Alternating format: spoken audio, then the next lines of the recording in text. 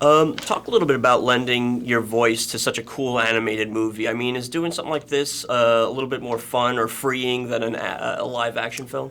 Look, they're both fun and freeing in their own ways, but I definitely think this is this a lot of the weight is on the director. I mean, you really kind of show up. There wasn't ever really like a full script that I read for this movie, and I was told that Jorge wanted to sit down because I had just met Guillermo del Toro, that's probably why it maybe came this way, and because I had never done a real real animated movie. I'd only done live action, and I sat down. And he just told me this amazing story and about his own life, and then he told me this book of life story, and I don't know. It just felt like Jorge is one of these people that there's no wrong answer. Like you just show up and you believe what you say and just kind of play. You just play as much because he's a very playful person. I don't know if you've interviewed him yet, but he just loves to play, and that's just him. And I think that is what's so imbued into the film is his heart and his energy. At what point did you know what your character looked like, and did that kind of help inform your personality for the film? Yeah, that was the first thing he brought when he sort of was going to lay out the story for me was my character, and my character had a way bigger mustache in the first rendition of him, but they toned his mustache down to my demise. I really wanted him to have a ginormous mustache, but it's good. It's a good size. It's not. They talk about it a lot. In the yeah, movie. I think I talk about it because maybe in Joaquin's head it's even bigger than what it is in real life. A little inferiority complex. Yeah. It's a little small man's complex. It's interesting movie because it's an uplifting movie about death, which is it's kind of sounds like a tough sell. I mean, do you think that's a tough sell? I think when you look at it, if I wouldn't say it's death. I would say it's really about life. It's and what's next, and and I think that's what's really special to me about the film is it doesn't talk about per se dying than it does like what happens next in life and how do you move on, what's next.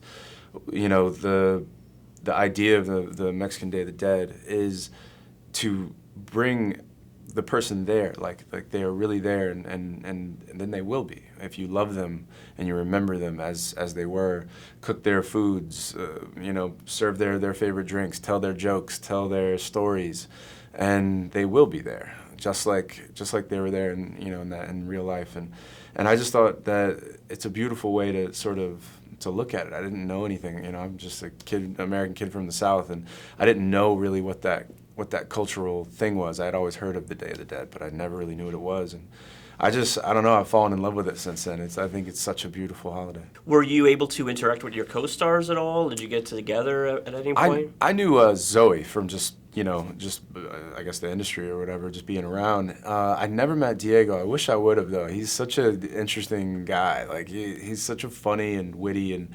he has a very certain sense of humor. I wish we would have been able to do some of our scenes together, but unfortunately we were all in different places. And what about Guillermo? I mean, how much did you talk to him, and what was his influence felt throughout the process? Guillermo, I mean, he was, but I mean, I wouldn't. I mean, this is Jorge's movie. I think Guillermo probably was very instrumental in the beginning in helping Jorge with the story, and ultimately just how to go and do something like this.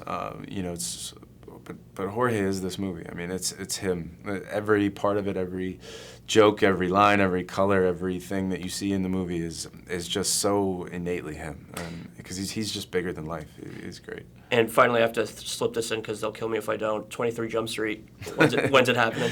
I don't know, man. I mean, it's one of those things that I think we all innately knew what we wanted the second one to be. College was just imminent.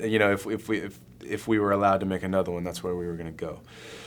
I don't think any of us know innately what the third movie is, and that's obviously why we made the ending credits. They're all sort of bad ideas, so they're but all great ideas too. They're great. They're great bad ideas, But I don't know. We would have to just go insane on the third one, and I think we've all sort of had pitches, but nothing's good enough yet. You know, I think we all need to go and have like I don't know, do some acid and like come up with something crazy or something. I don't know. It's one of those movies that the whole second movies, like the joke is predicated on that second missions are bigger and shittier than the first one, and I don't think that joke works this third time around. You know, people are gonna be like, all right, like we get it. So I don't know. We'll see. Okay, cool, man.